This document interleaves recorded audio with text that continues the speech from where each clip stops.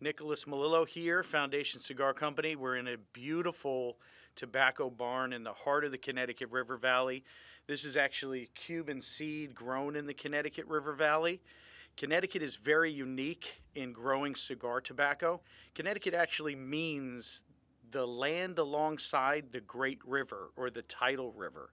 And it's that Connecticut River which actually contributes to making Connecticut tobacco some of the finest in the world, because it produces a very sandy loam soil, which is perfect for cigar tobacco, as opposed to, say, southern states, Carolinas, Virginia's more blonde burley tobaccos.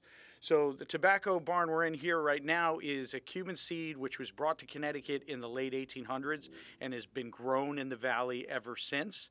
I worked with some farmers to develop a certain seed variety called Havana Seed 142 for a new cigar we're coming out with called the Tabernacle Havana Seed.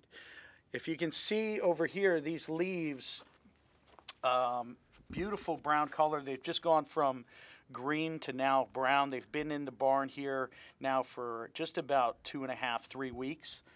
So this is what we're looking for here. Really great color throughout the leaf. If you get in here, you can see just the tremendous amount of oils that this tobacco produces. This tobacco has come out of the fields. Basically what we're looking at is 45 days in the seed beds. So where the tobacco starts, that's in April, May.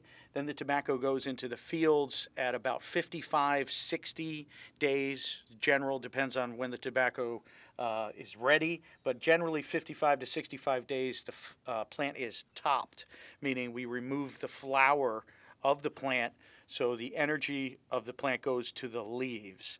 Then the tobacco stays in for another 20, 15 days before it's harvested and hung in these barns.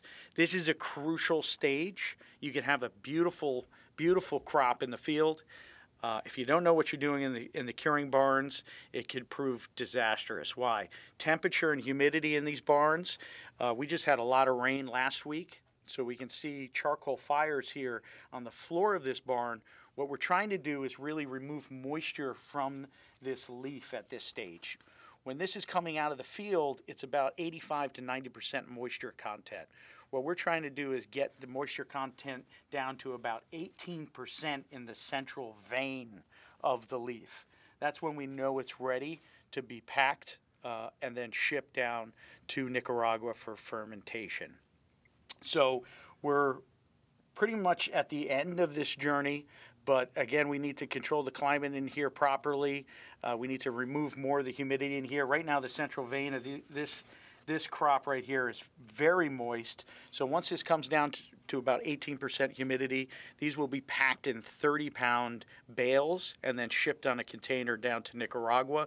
And then it will go on a 2.5, 3 year journey of fermentation before it finally ends up on a cigar, which is pretty amazing. But this is a very unique leaf in that it's much thinner than broadleaf, but it has a tremendous amount of oil on this leaf. So that's what we're really working in the fermentation piles over that 3 year period, is to get that oil down to a palatable, combustible state where it's really well balanced and works great on this new tabernacle we're coming out with, hopefully in November.